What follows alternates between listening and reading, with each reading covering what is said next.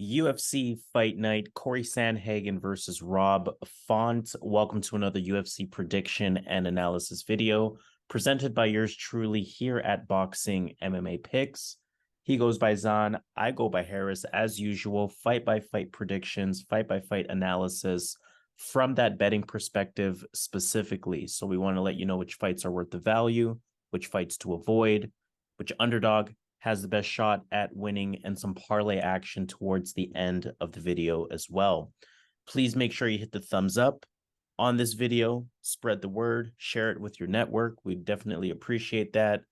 Make sure that you subscribe to the channel as well here at Boxing MMA Picks. And most importantly, we want to hear from you in the comments. For this UFC Fight Night, it is taking place in front of a crowd in Nashville. We got 12 fights overall, 6 of them on the prelims, 6 of them on the main card.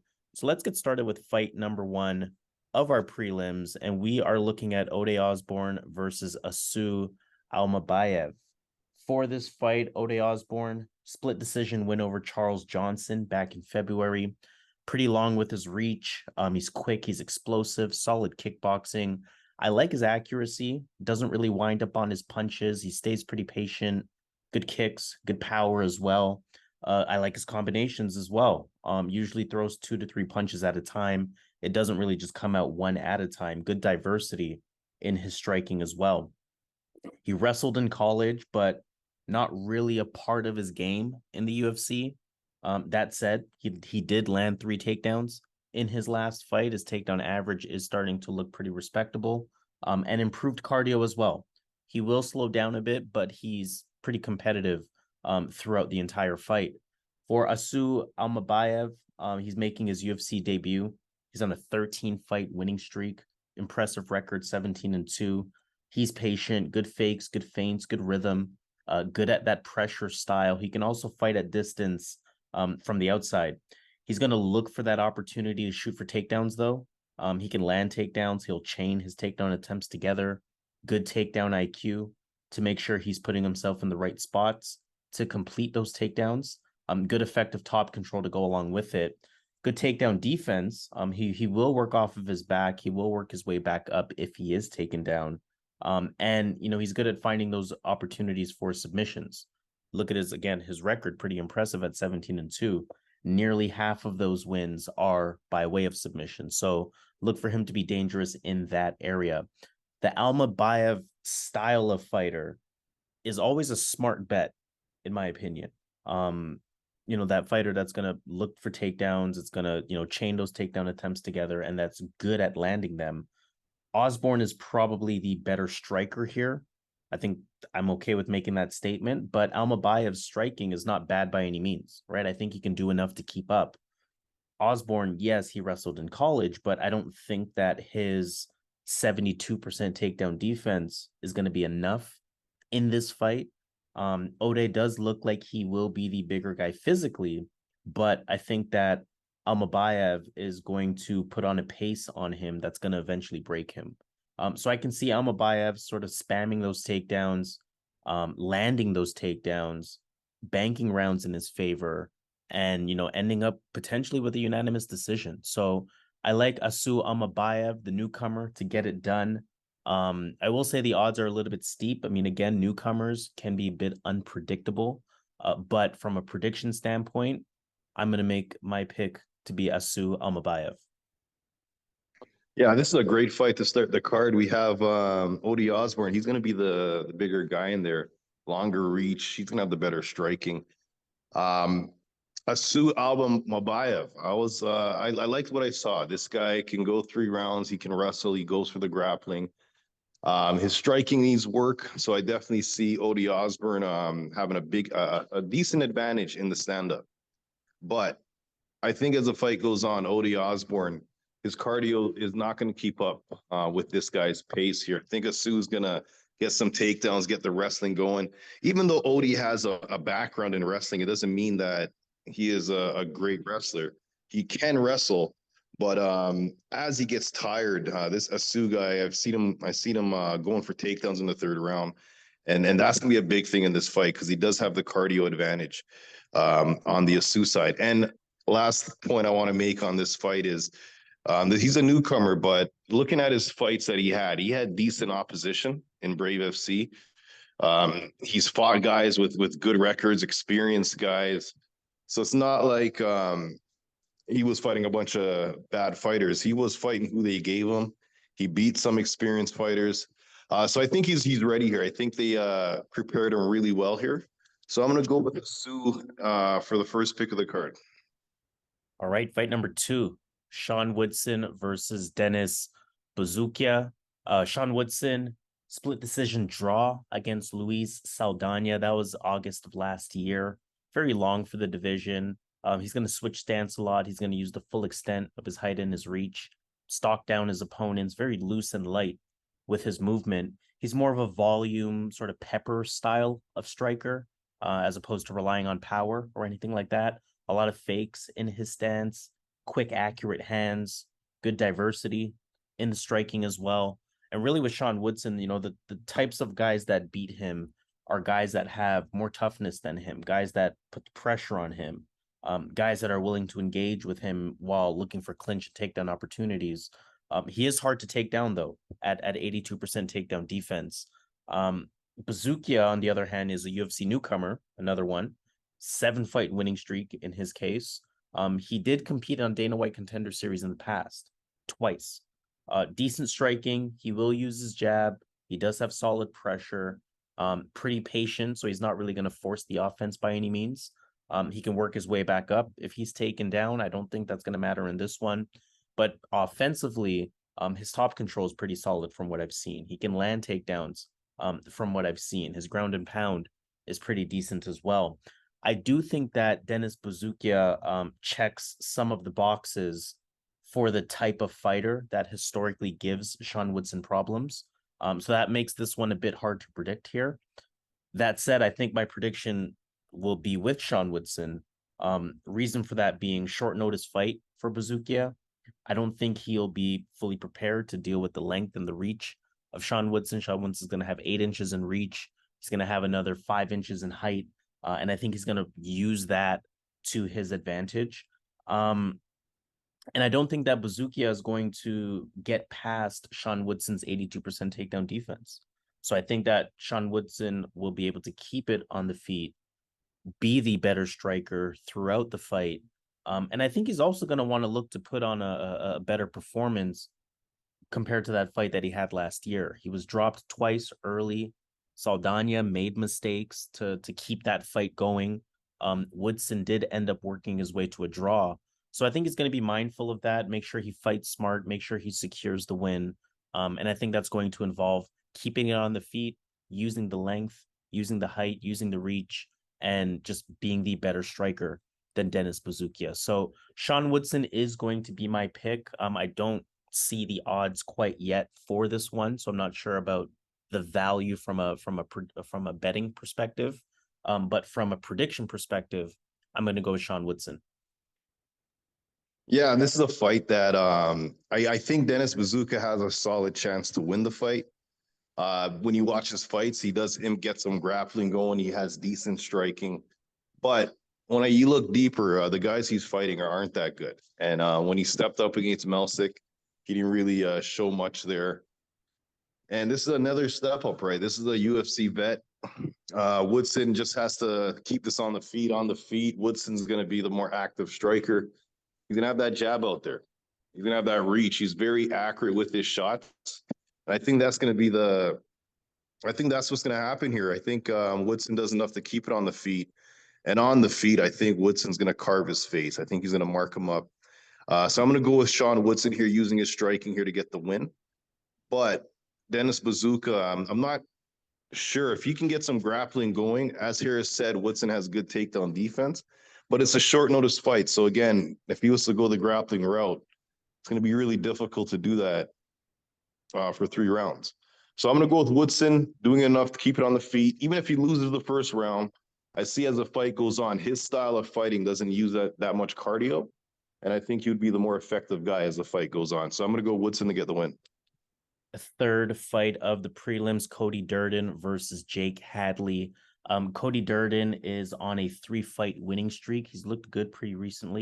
Unanimous decision win over Charles Johnson back in April. He's introduced as a striker, which is interesting because I wouldn't really consider him to be a high-level striker. I will say his calf kicks are looking good recently. He does pick his shots well recently, moves at a good pace. The movement is looking a bit better as well. A lot of in and out movement. But I think his MO is more so the wrestling. Solid wrestling. We look at his takedown numbers there, very high at almost 6 per fight, almost 50% on the accuracy side of things. So that's going to tell you what he's going for. He likes that single leg, good shoots for takedowns, good chain wrestling to go along with it, good top control, pretty relentless with trying to maintain that top control or trying to take control of your back as well. And with Cody Durden, the cardio held pretty well in his last couple of fights, whereas historically it hasn't been great for him. So looks like he's made some improvements, though he will still slow down by the time that third round approaches. Although this time around, rather than being completely gassed, he can still be competitive, still land takedowns, and still potentially bank rounds in his favor. He's going up against Jake Hadley, who is on a 2-fight winning streak, who beat Malcolm Gordon back in March.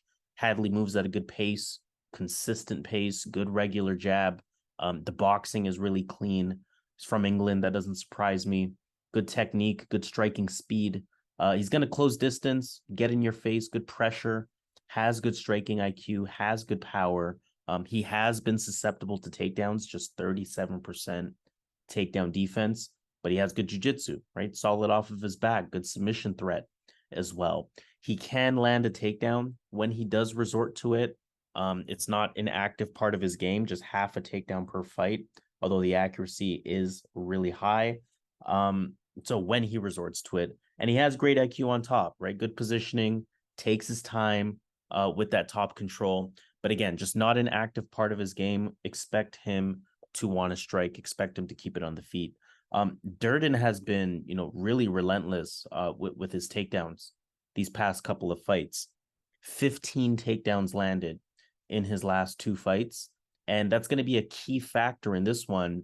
When you look at Jake Hadley and when you look at his 37% takedown defense, I think that's going to be sort of the key combination of stats for this fight.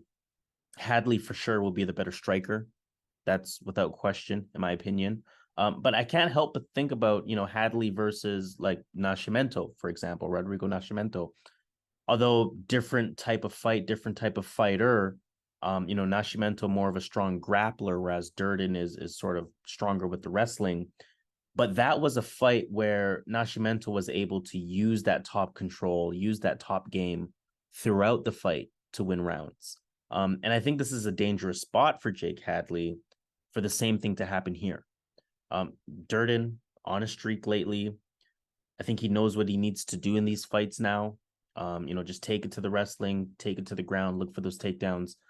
And I kind of like him in this underdog spot here. I know that Hadley's probably the better talent, but I think about Durden, I think about the takedowns, I think about Hadley's lack of takedown defense, and that leads me to believe that Cody Durden can probably bank 2 rounds in his favor, using those takedowns, using that takedown technique.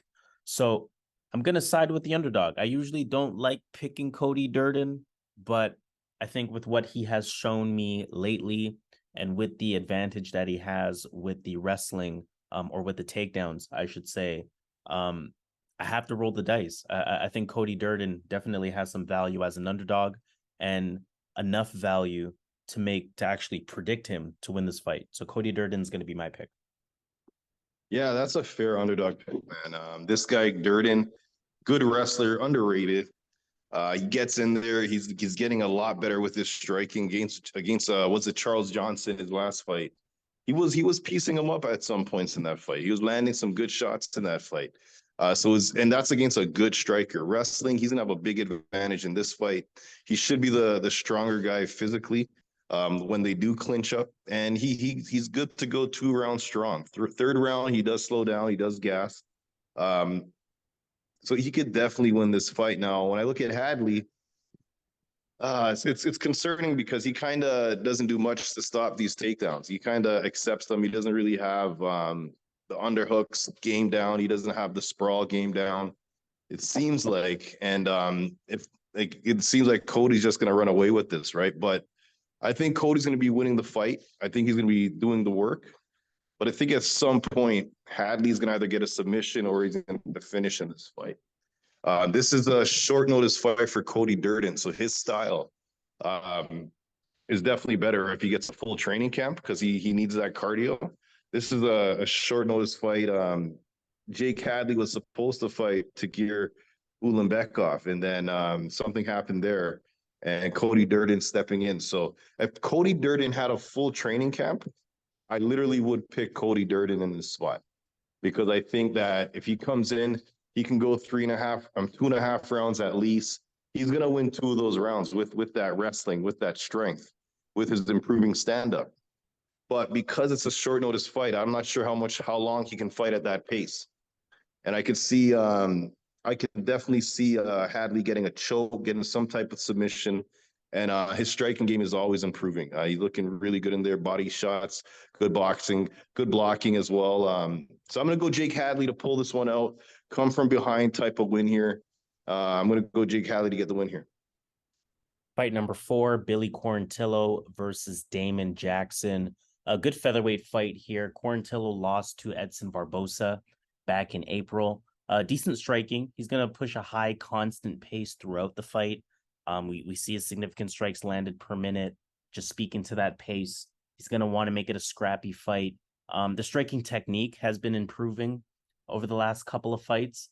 Takedowns are a part of his game as well, 1.5 per. Good grappling when he's on top, good wrestling, good ground and pound. Just 23% takedown accuracy, but that's not always a bad thing. That lets you know that he's actively looking for those attempts and sort of willing to work that clinch game as well if he's not landing the actual takedowns themselves. Defensively, just 57% takedown defense, so we're going to have to watch out for that in this fight.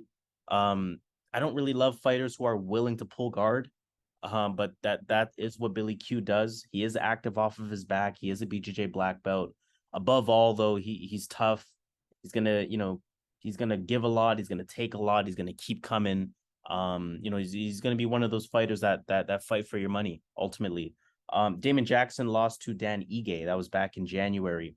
Decent boxing, decent kickboxing. Not really the cleanest technically, but the combinations are decent. The pace is decent. The activity on the feet is pretty solid as well. He also has suspect takedown defense. Although he has, legitimate grappling, he's actually introduced as a grappler. Offensively, the takedowns are there for him as well, 2.35 per. He's going to grind it out against the cage for as long as he needs to in order to try to land that takedown.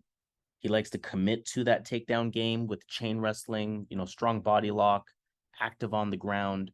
And again, similarly to Billy Quarantillo, he has that heart, he has that cardio, he has that aggressiveness. And Damon Jackson typically game plans pretty well for his fights as well. Both of these guys sort of in similar situations. They stepped up in competition in their last fight, and they both pay the price for it. Quarantillo lost to Edson Barbosa, Jackson lost to Dan Ige. So that's going to add an extra layer of interest in this one. What level are these guys at? Who is ready to sort of take that next step in terms of the level that they're at? Coin flip type of fight in a lot of ways. And I think it's really just going to be about who brings it more on that day. Both of these guys, they're going to come with forward pressure. They're going to come with pace. Both of them can land takedowns. Neither of them have great takedown defense. So I can see takedowns happening on both sides. Billy Q probably more dangerous with the striking. We saw, Damon Jackson backing up a lot, almost afraid of the power in his last fight with Dan Ige. I can see Quarantillo having sort of that similar forward pressure, although of course Quarantillo is not Dan Ige, but nonetheless, stylistically, I can see that pressure being a factor. But whereas Jackson had takedown attempts that were unsuccessful against Ige, those are takedown attempts that can be effective against Quarantillo. So again, just adding layers of interest to this fight. I wanted to go with Damon Jackson as the underdog, but something that I can't ignore Billy Q has he's proven to be the fighter that can go at a much higher pace historically than Damon Jackson. And I'm looking specifically at that significant strikes landed per minute. I can't ignore that. When I think about the ultimate X factor in this fight, I think the pace, with the pace that Billy Quarantillo's coming with, I think he's going to be able to back Damon Jackson up. I think that the takedowns will be there again on both sides, but for the side of Quarantillo. And I think Quarantillo's work rate is going to be higher throughout the fight.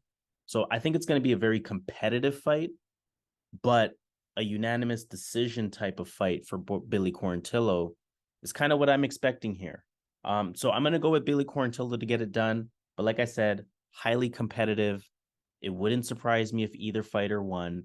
But in this competitive fight, I see Billy Quarantillo winning a unanimous decision, 2-1, maybe even 3-0. So Billy Q is going to be my pick, but definitely going to be a tough, interesting, exciting fight. Okay. Well, what are the odds? What are the odds, Harris, on this fight? They have Billy Quarantillo at a -170, Damon Jackson at a +150. Okay. I literally would have Billy Q -350 in this fight. I think stylistically on paper, I think this is a bad matchup for Damon Jackson because he's a grappler. He wants to go for the takedowns, just like Michael Chiesa this week that just passed against Holland. He's another wrestler, grappler, but there's levels to wrestling and grappling. And Damon Jackson, just like Michael Chiesa, I think they're good at grappling. I think they're good at wrestling, but I just don't think they're at that level that the elites are at. The Colby Covingtons, the Armin Sarukians, even the Islam, the Volkanovski. You get my drift here. I just don't think that his wrestling is that good, and I think he needs to use that to win this fight on the feet. On the feet, it's Billy Q all day, man. This guy is going to be the better boxer, and as the fight goes on, he only gets better. In a lot of Billy Q's fights, it's a similar thing where he's coming back and he's coming back, he's putting on the pressure, he has the cardio, and then he just puts the guys away, or he just comes back and wins the last 2 rounds. That's pretty much how his fights go. But in this fight, I think he's going to win the fight. I don't think he's going to be down. I think he's going to be winning the first round, the second, and the third round. I really think he should be -350, -400. I'm not sure what Vegas has out there that they know to make the odds. Because I'm not high on Damon Jackson. I think he beats a certain fighter. Sabatini was he won that fight, but let them fight again. Who would you put your money on in the next fight? Like, it was a fluke win, but it does happen. Daniel Argueta, Camuela Kirk, Charles Rosa, 3 guys in the UFC that you always bet against, right? Aside from Daniel Argueta, but he was undersized. Daniel Argueta was, I believe, going up in weight. It was a short notice situation. So he was fighting a guy that was much bigger than him, fighting in a division that's not his. But his only win is Sabatini, really, and it was a fluke win. Camuela Kirk, Rosa, those guys aren't good. He beat Mirsad Bektic in a fight that he was getting crushed in a fight that he was let me pull this up. I remember what happened. He was losing that fight. And then he got a guillotine in the 3rd round. So I'm going to go with Billy Q, man, aside from any Hail Mary shots from Damon, because he is capable of that. As I went through his list here, he's pulled out a lot of aces out of his sleeve, so he can definitely pull it out here. But I think if this is a regular fight, nothing spectacular, I think Billy Q has him covered, and I see him winning the striking and hurting him at some point as the fight goes on. Second round, he might catch him. Let's go Billy Q for the win. Fight number 5, Jeremiah Wells versus Carlston Harris. Jeremiah Wells is on a 6-fight winning streak. He's 4-0 now in the UFC after a split decision win over Matthew Semmelsberger back in April.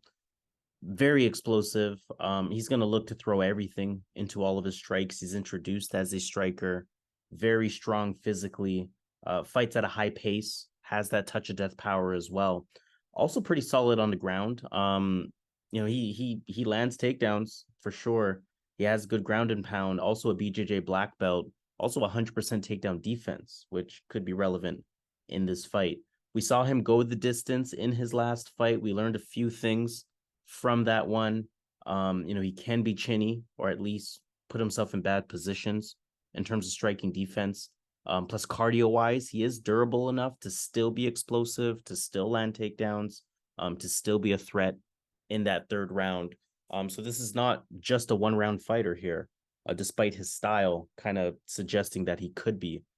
But nonetheless, very dangerous. Carlston Harris, on the other hand, unanimous decision win over Jared Gooden back in March. Good activity, good movement. The hands are solid. The overall stand-up is solid. Good kicks, good power. Technique could be a little bit cleaner, but he can absolutely be explosive as well. He's looking for that moment to land takedowns, though. 5 takedowns landed in his last fight, for example. We see his takedown average there at over 3 per fight. I have seen some relentless grapple, clinch, wrestling opportunities from him. Definitely uses that long frame to his advantage. So he's going to have 2 inches in reach. He's going to have another 4 inches in height in this fight. And it's a very tough matchup, right? Both guys can do several things well. I think it's fair to say that Jeremiah Wells is the more dangerous striker here.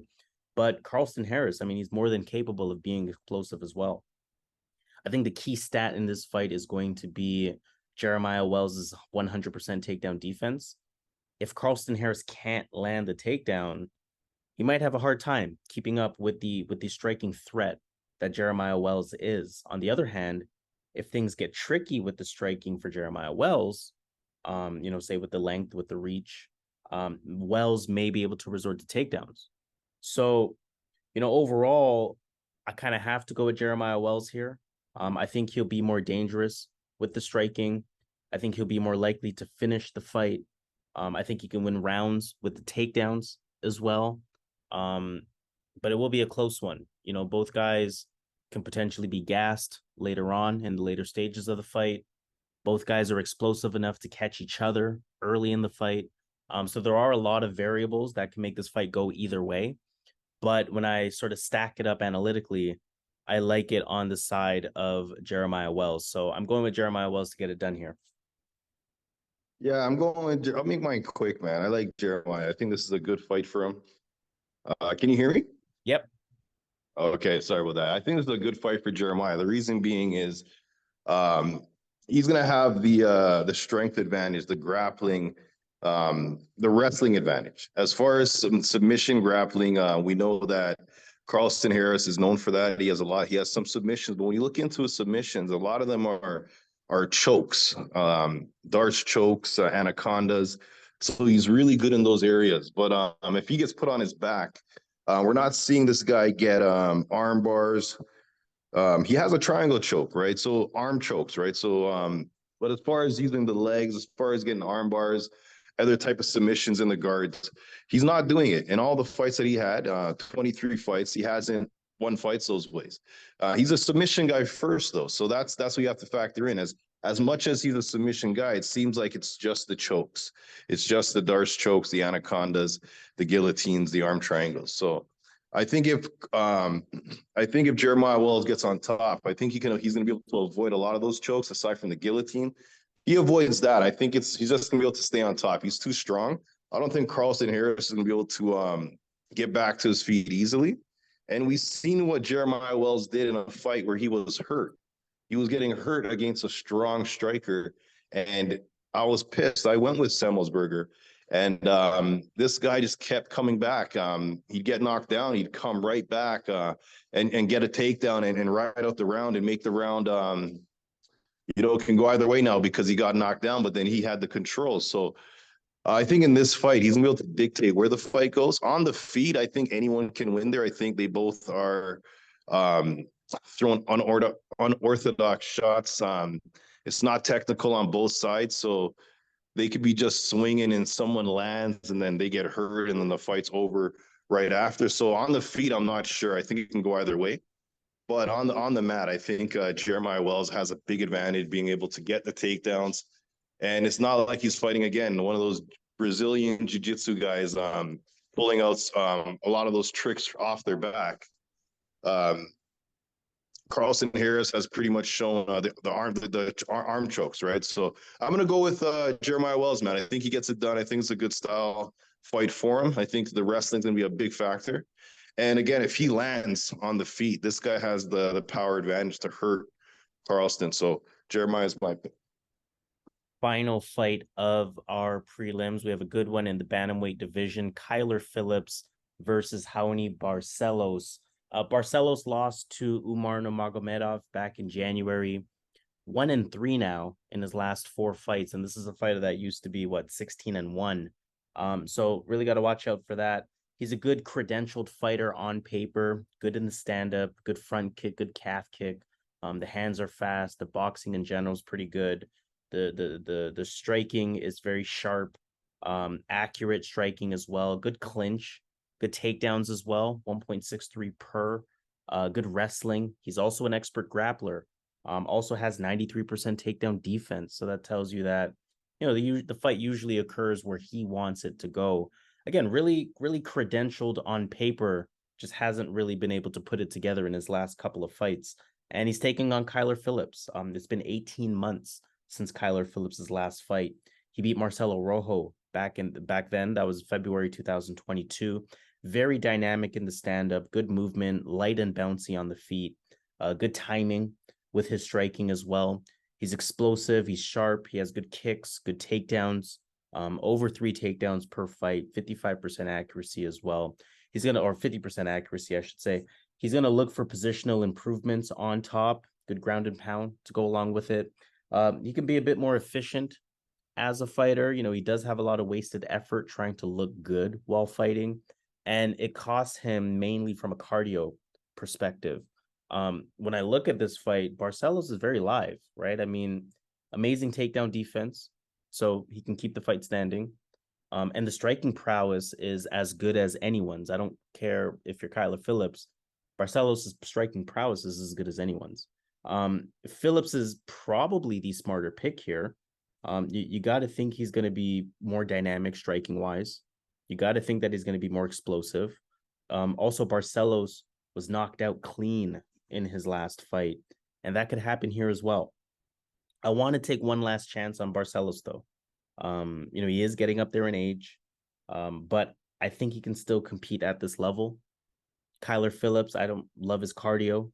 I can see his cardio tailing off as the fight progresses.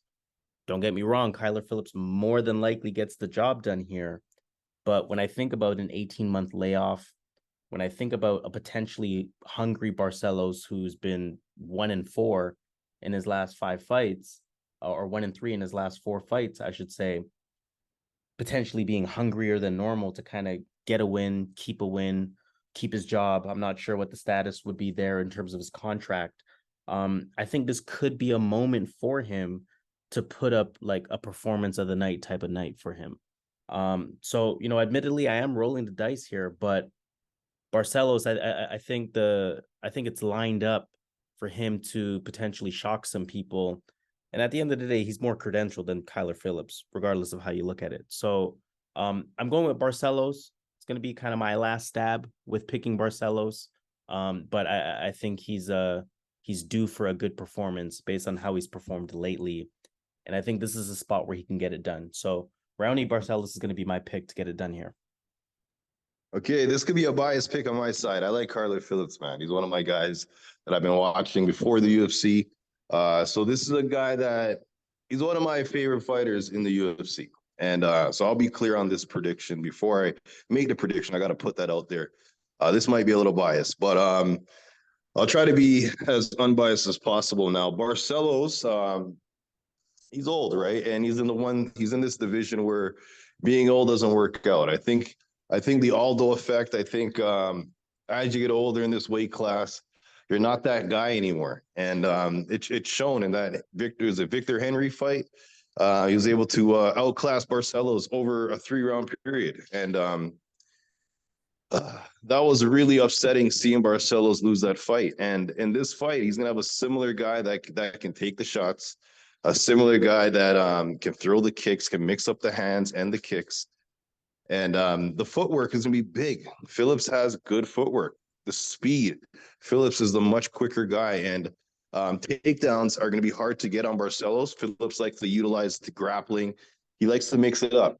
But in this fight, Barcelos, I haven't really seen him on his back much in fights, and he's fought Russians, he's fought good wrestlers. Guys can't take this guy down. I wouldn't be surprised though if Phillips can squeak a takedown here. His speed on his entries. I just think that Barcelos at his age in this weight class, fighting a guy like Phillips who's on his way up, history says Phillips wins this fight. So I'm going to go Kyler Phillips to get the win. And being the younger guy, I think he gets it done. Let's move on to our main card. Main card again has 6 fights overall. Fight number 1 of our main card, Ignacio Bahamondes versus Ľudovít Klein.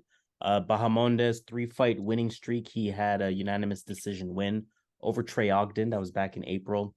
Good kickboxing, almost more of a Thai kickboxing type of style. Good snap on both his punches and his kicks. Good timing. He picks his shots well. Good, quick, long jab. The striking diversity is definitely there as well. Good pressure as well as he fights from center of the octagon. His combinations are there. They're pretty clean. He's going to use his physical advantages effectively in his fights. In this fight specifically, 8 inches in height, 4 inches in or 3 inches in reach for this one. And he's physically strong for the division. 95% takedown defense will speak to that. Really good at keeping the fight on the feet where he's consistent and where he's effective. And just 25 years old, so still on his way up in terms of his talent level and just where he's at effectively. Ľudovít Klein, majority draw versus Jai Herbert back in March. Sharp hands, good boxing. He's a southpaw. Good speed and movement on the feet. A lot of in and out movement in his approach to the striking. Good quick jab, good combinations, nasty left high kick. He has shown me some key concerns in his fights. Key concern number 1, he has a hard time dealing with the pressure. Key concern number 2, he's shown me legitimate cardio concerns as well. You did it in the last fight, so I'm going to do it in this fight. A little bit of bias on my side. Ignacio Bahamondes is probably one of my more favorite fighters or favorite current fighters in the UFC. So when I pick Bahamondes, some of it is bias. But when I think about it objectively, Bahamondes is tougher, longer, more durable in my eyes. I think for as talented as Ľudovít Klein is, I feel like his flaws stand out too much. His work rate is not too high, whether he wins or loses. And I think that's really going to be apparent in the later stages of this fight. I can see Ľudovít Klein being competitive, of course. I think both guys can have moments with the striking. Both guys are good strikers. But Bahamondes' physical advantages, as well as the work rate, I think will eventually break Ľudovít Klein down. I think it'll eventually tire out Ľudovít Klein. And I think, again, that's really going to show itself in the later stages of the fight. I can see a competitive round 1, but I can see rounds 2 and 3 going in Bahamondes' favor, right? So Bahamondes is going to be my pick for this fight. And again, there is a little bit of bias. So this is one that I'm going to consider betting on as well. Ignacio Bahamondes is going to be my pick. Yeah, with Ľudovít Klein bettors out here, man. This guy is hot and cold, man. This guy comes out one day looking really good. The next day he comes out really bad. So, and then sometimes he can go 3 rounds really good. Then sometimes he can only go 1 round. This guy is unreliable. And when you look at his history, the guys he's fought, they look like they have decent records. But when you delve into these records, it's not really that good. It's a bunch of low-level guys fighting each other. And in those fights, he's getting finishes, looking like the next Mike Tyson, looking like a killer. Comes into the UFC and catches 2 losses. And not only that, in one of the fights, Mason Jones, not even UFC level. Devontae Smith, I'm not sure if he's in the UFC. So I'm not, and Shane Young, I doubt he's in the UFC. So I'm not sure he has wins against any UFC fighters at this point. He may have.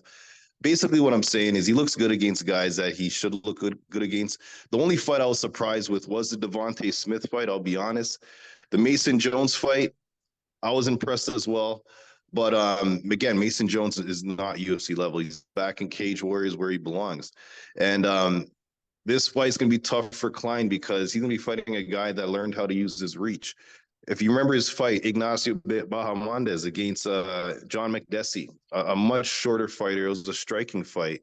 And McDessie was able to utilize counters, utilize movement in and out, outstriking Bahamondes in that fight. Now, he's learned how to use that reach he has, and he's shown that in his Trey Ogden fight. He utilizes front kicks as well, really well. He's only improving at this point. You definitely see improvement each fight. And when you look at Ľudovít Klein, it looks like I'm not going to say he's on the decline. I'm not going to say he's getting worse, but he's not getting better. And he's going to be fighting a guy in Bahamondes who is hungry, who believes he belongs in the UFC, who's been looking good his last couple fights, fixed the mistakes in his only loss in the UFC. I think he gets it done as well. But again, if Ľudovít Klein comes out looking really good, I wouldn't be surprised. This guy's really hot and cold, has potential. But again, as I said, he comes out really good one day, one fight. Next fight, he looks really bad. So I'm not sure what Klein I'm going to get. I know what I'm getting from Bahamondes. So I'm going to go Bahamondes here to get the win. Fight number 2 of our main card, Tanner Boser versus Aleksa Camur, light heavyweight scrap here. Boser lost his light heavyweight debut against Iwan Cutelaba. That was back in April. He's light on the feet. He has good movement, good low kicks that he's going to use as sort of that fight from the outside strategy that he implements often. He does have good pop in his hands, especially with that overhand right hook. He's going to switch stance as well, and he's going to present threats in both stances. So as a southpaw, he's going to bring a lot of low kicks. As an orthodox fighter, he's going to bring that big overhand right. Has good speed, especially while he was a heavyweight.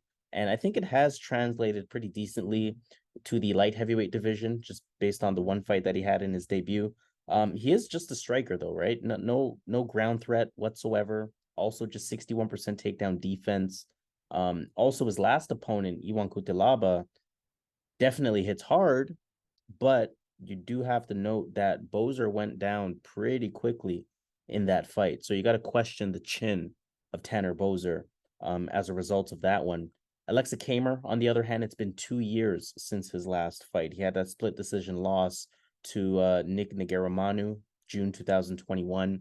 Still just 27 years old, so still has a lot of time to get better and for a 2-year layoff to not impact him as much. He's a decent striker, good long jab, 3-time former Golden Gloves champion, so that's going to speak to just his ability to strike, right? Good head movement, good punch IQ, good timing. Also has good kicks. The skill set, striking wise, is definitely there. Don't expect any takedowns from him. Takedowns aren't great. Takedown defense isn't great. The cardio, I think, is the biggest thing. It's been, sort of super questionable with Camur in the past. Boser 1-4 in his last 5 fights. Second crack at light heavyweight. Definitely needs a win here. So that could bring that X factor. There's a crowd as well in this one. It's the main card as well. So that could be an impact for him. He needs a win. He could come out hungrier than normal on this one. Camur, on the other hand, 2 years off, still just 27 years old. Got to ask yourself, what improvements has he made in that time? I think Tanner Boser as the favorite makes sense here. Minus 160 kind of makes sense. I mean, his movement, his cardio, also not coming off of a long layoff, makes you think he might be the smarter pick as the fight progresses. But I followed Camur a little bit in terms of him talking about the layoff. He mentioned that he had some nerve damage in his left arm. He says he feels 100% now. And he says, strategically that was impacting that jab hand and just impacting that ability to strike the way that he wants to. With that, I'm going to kind of believe him here. Right. I want to roll the dice on the underdog here. Don't get me wrong. I think Boser is the smarter pick, but Boser's chin really concerned me in his last fight. And I can't trust that with the striking skill that Aleksa Camur has. So, I mean, I'd hope that 2 years later, Camur is better strategically. Camur is more efficient in terms of better cardio. And from there, he could just flat out be the better striker in a fight that should stay on the feet. So Camur will be my pick. I recognize it's a dice roll, but I'm gonna believe his story that he feels 100%. He feels better than he's ever felt. And he's going to come out here and get the job done. So Aleksa Camur is going to be my pick. Yeah, in this fight, I'll be honest, my assessment of Tanner Boser, I believe the heavyweight division is a better division for him because he does have advantages in certain areas in that division, whether it be being the quicker guy, having the faster hands. He has those advantages in some of the matchups in heavyweights. And that's where he has some wins in the UFC. But at light heavyweight, where I think the skill level is higher, I think you have to be a much better fighter in light heavyweight. Like heavyweight has a cluster of like trash fighters, like Parker Porter. What's that other guy that fights? Oh, man, I can't remember his name, but you know those guys. There's like 3 or 4 of these guys that you always bet against, and it's always a tough fight when they're fighting each other. Parker Porter. Oh, man, these names are not on my head right now, but I'm sure you guys know who I'm talking about. In that division, the skills is at a low, right? You gotta really factor in how good these guys are. If those guys were smaller, how good would they do? Like the skill level is not there, right? It's a lot of times it's just power. It's just using their size, or someone gets tired. That's how heavyweight fights go most of the time. When it's not the best guys. And Tanner Boser, I felt he had advantages in that division. In this division, I don't think he has much. I don't think he has many advantages. The only advantages he may have is a power advantage with his punching power, maybe. But as far as everything else, he's behind these guys at 205. Now, Aleksa Camur is not the greatest fighter. He's not a guy that I can say for sure is going to win this fight. But I will say that as Boser moves along in this division, if he wins this, it's not going to be pretty at 205 for this guy. But in this fight, I think Aleksa Camur has enough. I think he has enough skills to get this done. He's been out for 2 years. I think he's going to really improve in that time. I expect to see a better fighter in that absence. He's a young guy. Yeah, so I'm going to go with Aleksa Camur, man. This guy has, when you look at the fighters, Boser doesn't really have grappling. So if Camur can get a takedown, get on top, he's going to be able to do what he wants if you get the grappling going. On the feet, Boser has the advantage with the power. But as far as the technical striking, Camur can definitely piece him up, can definitely land some shots. Camur might have the better technical ability, but obviously the power is going to be a factor. But I'm going to go Aleksa Camur here. I'm going to go with the underdog to pull this one out. Third fight of our main card, Diego Lopes versus Gavin Tucker. Lopes, unanimous decision loss to Movsar Evloev. That was in his May debut. 19 finishes in his 21 wins, but hasn't really taken on the highest level of competition, so a bit of an inflated record. Nonetheless, he's a patient striker. He's a solid striker. His hands are clean, clean, accurate boxing. He's going to fight from the outside, doesn't really command control with his striking. I think that's probably his biggest problem. He's a bit too patient sometimes as well. The striking is not active enough, despite how good it is, or despite how effective it can be. His clinch is solid. His takedowns are solid. The top control is good. And we saw it in his last fight. He's really good off of his back. He's a great grappler, BJJ black belt. There are actually a couple of moments in that Evloev fight where he had him locked in dangerous submissions, and Evloev just showed his toughness to be able to survive that and to continue control. Diego Lopes, on the other hand, Gavin Tucker, on the other hand, I should say, almost 2.5 years since his last fight. He lost to Dan Ige all the way back in March 2021. He's introduced as a BJJ practitioner, which I think is important for this fight. Nearly half of his wins are via submission. Effective with the striking, good diverse striking, good movement. He's more on the technical side of things, striking-wise. Good timing, picks his shots well, good consistent pace as well. Can't ignore nearly 3 takedowns per fight. You think about 7 takedowns landed when he beat Billy Quarantillo. You think about 5 takedowns landed when he beat Seungwoo Choi. The takedowns can be a vital part of his game and his strategy in his fights. What concerns me about Gavin Tucker is his age, right? I mean, definitely a high level fighter before, or even with his loss to Dan Ige, because that's not a bad loss by any means. But when you think about, 2.5 year layoff, 37 years old, you gotta kind of ask yourself, like, what's the motivation for coming back? And where are you now compared to even 35 years old, or 32 years old, or whatever it may be. And again, you mentioned it, these lower weight classes, age is not your friend, right?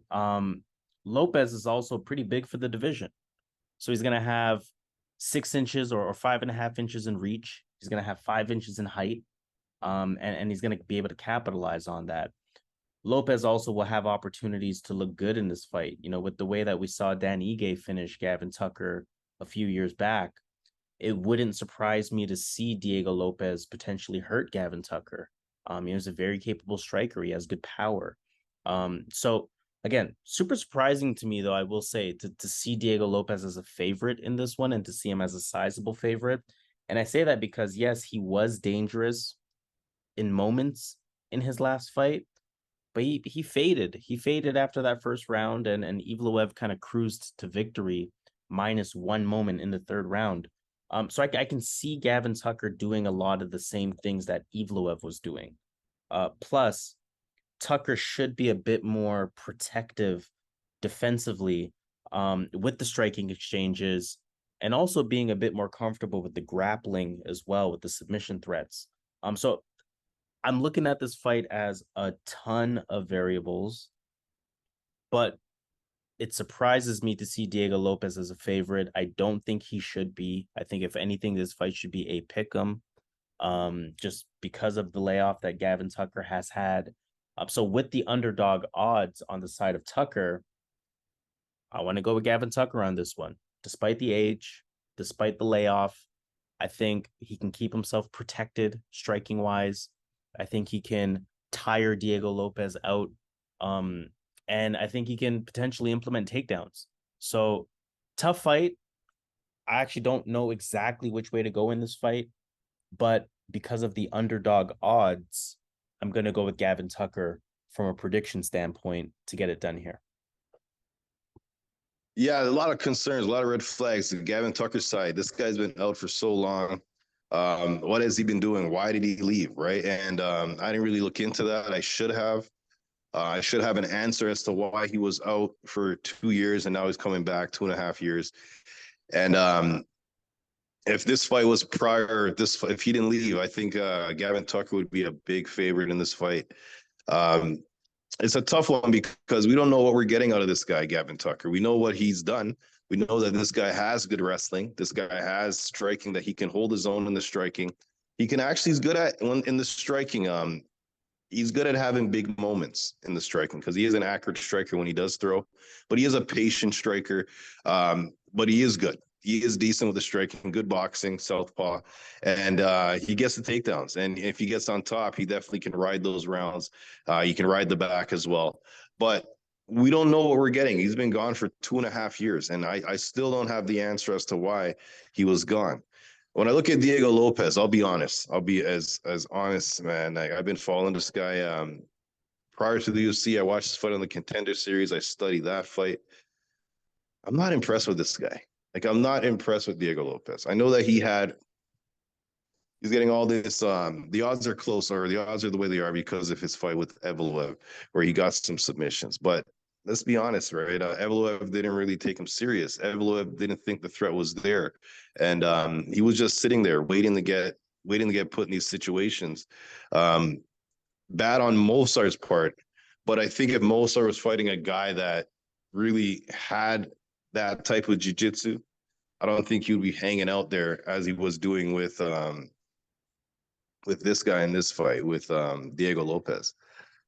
All right, so I think on the feet, I think Gavin Tucker is the better striker. However, MMA striking is different. It's 5-minute rounds, so you don't have boxing gloves to block. even if you're not throwing the best shots, you can land shots, and it looks good for the judges. That's how you win rounds, is by landing strikes, damage. So Lopes definitely could get some points, being an active striker. But I do think Gavin Tucker is going to be able to, or if Gavin Tucker comes to the fight, 70%, 75% of who he was before, I think he's going to be able to get some takedowns in this fight. Maybe win the striking, if not, keep it close. The takedowns, give him the fight. So I like Gavin Tucker here. I just think he's the better guy. But again, the 2.5-year layoff is very concerning. But I can't ignore the fact that I'm not impressed with Diego Lopes, and I do think Gavin Tucker is the better fighter, or was. So hopefully he still is. Fight number 4 of the main card, Dustin Jacoby versus Kennedy Nzechukwu. Jacoby had a unanimous decision loss to Azamat Murzakanov. That was back in April. Methodical striker, crafty switch stance fighter, pretty good boxer, pretty good kickboxer. We know his kickboxing prowess. He's going to chip away just with his striking in general, with his kicks, with his accurate punches. Good usage of the jab. He's very patient, good movement, good counter punching as well. His calf kick has given his opponents problems in the past. And I mean, we look at his record there, 18 wins, 11 of them are via KO, TKO. It's usually, it's not like a touch of death type of thing. It's more like accuracy, accumulation, speed, as opposed to like brute force. So he can be very dangerous, very crafty with his striking. But he's taking on Kennedy Nzechukwu, a fighter who is on a 3-fight winning streak, who beat Devin Clark back in May, who can also fight in either stance. Kennedy Nzechukwu is really long, really tall for the division. For this fight, he's going to have 7 inches in reach to take advantage of. He has a long jab, has really long 1-2 combinations down the middle. His stand-up is improving fight over fight. The movement, the improved footwork, the improved combinations, the sharper striking. These are things that we can't ignore on the side of Kennedy Nzechukwu. And a good takedown defense as well at 80%, though that probably doesn't matter in this fight. Really good fight here, the way that I'm looking at it. 2 of the better light heavyweights in the division. I can see why Kennedy Nzechukwu is the favorite in this one. He's made a lot of improvements. He has been looking good lately during this winning streak that he's on. Jacoby definitely will present problems. I mean, 2-fight losing streak, sure, but one of those is questionable. And one of those, I feel like, he could have given a better effort. So I can see Jacoby coming out here sharper than he's looked in his last couple of fights. Knowing that he's going to have to do more and be on to get the win, especially after his questionable loss 2 fights ago. But I still like Kennedy Nzechukwu here. Reason being, I think that he commands better control of the octagon. I can see him being the fighter coming forward. I can see him using his reach advantage and landing cleanly. I look at Kennedy Nzechukwu almost as, someone who can be a bit of a dark horse in the division, dare I say. And while Jacoby is a tough out for anyone at 35 years old, I feel like he may be a bit on the decline here. He just hasn't looked as sharp as we're used to seeing from him in the past. This fight, I think this fight is a bit of a bet on trajectory here. Kennedy is on his way up, whereas Jacoby, I can't say the same thing. So again, I'm going to pick Kennedy Nzechukwu here. By no means is this a confident pick.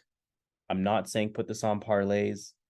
Kennedy has been a bit chinny in the past, so Jacoby can definitely capitalize on that. But I'm going to pick Kennedy Nzechukwu. I think he keeps the hot streak going. He has been looking better. Jacoby has been looking slightly worse. And I think that's a formula that tells me that Kennedy Nzechukwu gets the job done here. So Kennedy is going to be my pick. Yeah, this fight, I think the first couple of minutes obviously will tell us a big thing in this fight. Kennedy is improving a lot in each fight. He has that grappling. He's always working on. So he's gonna have the grappling advantage in this fight. He's gonna have the size advantage in this fight. He could be the stronger guy, having that leverage in the clinch, and his striking is improving as well. When you look at Dustin Jacoby, he's pretty much going to give you the same thing every time. He's going to try his best. He's going to throw a lot of leg kicks. He's going to block. He's going to mix in the 1-2s. Pretty basic kickboxing style, but it is very effective in the UFC. These guys in the UFC are not ready for that basic kickboxing. But I think Kennedy is. I think Kennedy is improving. He's big. I think he's going to be able to get some takedowns in this fight.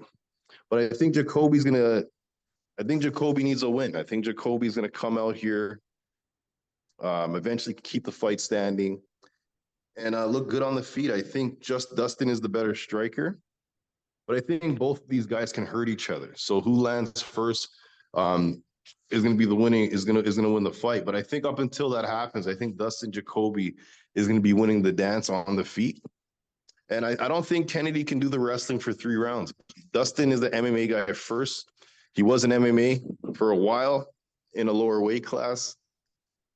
I'm sorry, in a higher, I believe it was lower weight class. I think he's going to come out here and stop some of the takedowns, get this fight second, third round. I think Dustin wins those rounds here with more technical work here on the feet. All right, let's move on to our co-main event of the evening, women's strawweight fight here. Jéssica Andrade versus Tatiana Suarez. Good fight here, high level fight for sure. Andrade is on a 2-fight losing streak.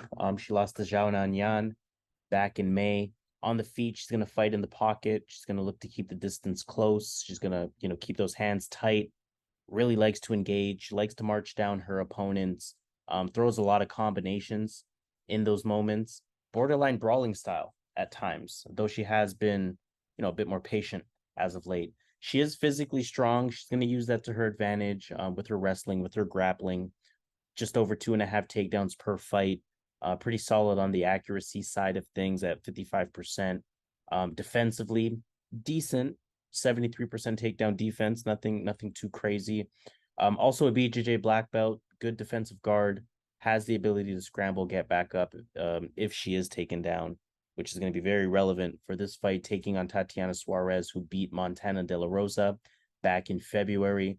She's a southpaw, good movement, active striking, not the best striker. She really just uses her striking enough to open up that ground game. The strength is definitely in her wrestling, right? The wrestling, the diversity of takedowns, the takedown defense, the top control, the ground and pound. It's all there. It's all there for Tatiana Suarez, for sure. Huge favorite, which is kind of surprising, but not really. She can be dangerous for sure as a huge favorite, or it can be dangerous. The fact that she's a huge favorite can be dangerous for her because Andrade is high level. Andrade is the better striker. Andrade is legitimately dangerous with the power. 73% takedown defense might stop some of Suarez's takedowns, but I think Suarez has to be the pick here. She's not dealing with like a true 125er the way she was dealing in that Montana De La Rosa fight. She had to work extra hard to get those takedowns against Montana De La Rosa, a fighter that she's definitely better than, but a fighter that size played a factor, right? This one's back down to 115. That size is not going to be the factor. And I don't think 73% on the side of Andrade is good enough takedown defense to stop Tatiana Suarez from what she wants to do. So ultimately, I see Suarez. And on top of that, Andrade, yes, she's the better striker, but she's not some kind of, methodical, super sharp Adesanya type striker that's going to really expose Suarez. So I think Suarez can do enough with the striking, get in close, latch onto the body, land the takedowns, do what she typically does, right? Work her way to the takedowns, land the takedowns, implement that top control. Round 1, round 2, round 3. I just don't see this being a good matchup for Jéssica Andrade. Really, the only way I see Andrade winning is by knocking her out, which is possible, but not likely. So I'm going to go Tatiana Suarez to get it done. You might want to be careful at these odds, but I don't see how Suarez loses this fight. So Suarez is going to be my pick. Yeah, I think Suarez is getting her at the right time, man. Suarez's last fight, I think she was coming off what, maternity leave or whatever the reason was, or she was injured. I don't know, but I don't remember. But so she was out. She came back. She fought in the higher weight class. Didn't look good against Montana De La Rosa. As far as what she was known for, she wasn't able to get takedowns easily. She really had to work for them. But back to 115, I think it makes a big difference. I think this is where she belongs. After the weigh-in, she puts on a lot of weight. She's much bigger than these girls, and it's gonna be no different in this fight. I think she has to worry about the power for sure. But if I have to pick, I got to go with the consistent wrestling game that she's going to bring. Suarez is going to bring to this fight. So I'm going to go Suarez to win. She can definitely lose, but I'm not sure. Andrade hasn't been the same lately. I'm not sure. So I'm going to go with the fighter I think is more hungry, that's going to prepare better. And I think that's Tatiana Suarez. Main event time. Let's talk about Cory Sandhagen versus Rob Font. It's going to be at a catch weight. Main event here, high level fight. Cory Sandhagen's on a 2-fight winning streak. He beat Marlon Vera back in March.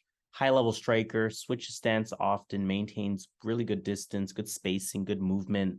Nasty calf kick. He's going to use that a lot. Patient as well. He's going to set up his shots well. He has diverse striking, good technical boxing in addition to the kicks. High striking rate is sort of what he's known for. So look for him to be active with a constant pace, and he definitely won't get tired. One thing to know with Cory Sandhagen, he landed 3 takedowns in his last fight, and he's landed 5 takedowns in his last 3 fights. So that's something that's definitely worth noting. Rob Font, on the other hand, good win over Adrian Yanez back in April. Good lateral movement, effective switch stance, good sharp long jab. His jab becomes more and more effective as the fight goes on. He fights well from the outside, also plays that sort of stalker role really well. Decent forward pressure when he decides to do so. Comes from different angles, which makes him hard to read on the feet. Good overall high-level patient striker, really, with, good constant pace as well. And 0 cardio concerns on his side, right? Also, he lands a takedown per fight. It's something that I've seen from him with decent success, although I wouldn't really consider that to be a big part of his game. Like I said, high-level fight here. It's also a main event, which tells you, we saw it in Poirier versus Gaethje. We've been seeing it all year.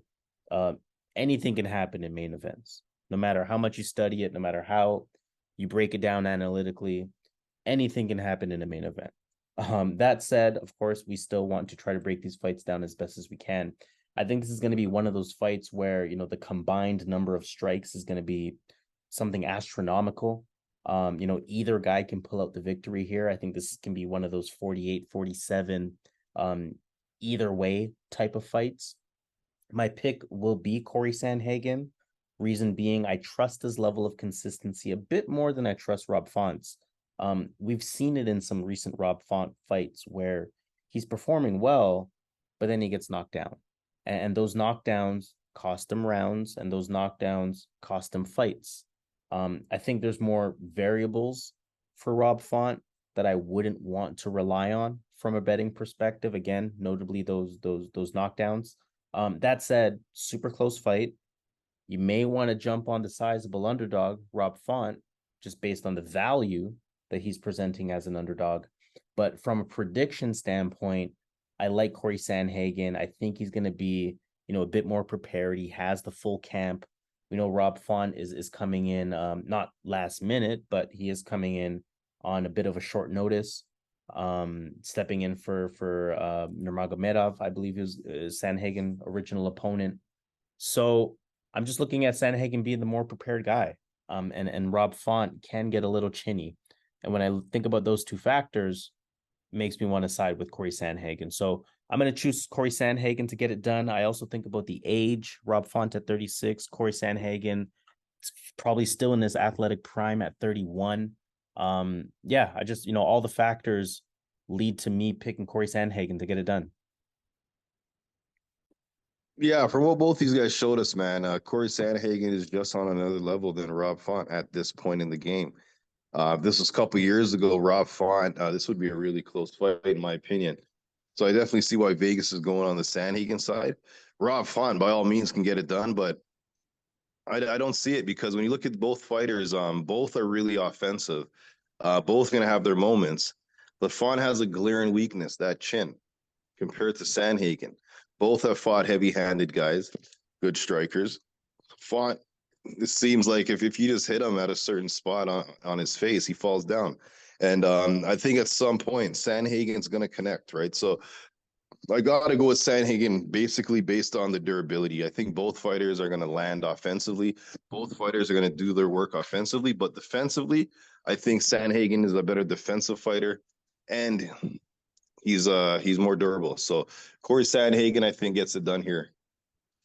All right, let's take it to Vegas to cap things off. Let's look at these fights. Let's consider some underdogs. Let's consider some parlays as well. Starting with the underdogs, I will read them out. Ode Osbourne is an underdog against Asu Almabaev. Cody Durden is an underdog. Carlston Harris is the underdog. Raoni Barcelos, Damon Jackson, Ľudovít Klein, Aleksa Camur, Gavin Tucker, Dustin Jacoby, Jéssica Andrade, and Rob Font. I'm gonna go with let me see, Gavin. No, I'm gonna go with Aleksa Camur. All right, Aleksa Camur, pretty solid odds there, and well explained as to why he potentially could win that one. My underdog pick is going to be the person that you were probably considering. That's Gavin Tucker. Yes, 2.5-year layoff, but with what he was versus who Diego Lopes is, that one could definitely end well for Gavin Tucker. And in terms of parlay action, which fights are you looking at? Okay, I like Asu Almabaev. Really impressed with that newcomer. I like Billy Q and Jeremiah Wells. All right, so those 3 fights paying 4.06. Hold on. Also, they're just prelims. So after that cashes, you can jump right back in for the main event. All right, there you go. So $100 will return a total of 406. For our bigger bettors, $250 will return a total of 1,015. So pretty solid odds there for some prelim fights. In terms of my parlays, I do like Billy Q as well. I like Ignacio Bahamondes. And again, Suarez, you mentioned it, catching Andrade in a good spot here. I'm going to go with Tatiana Suarez, especially in that weight class.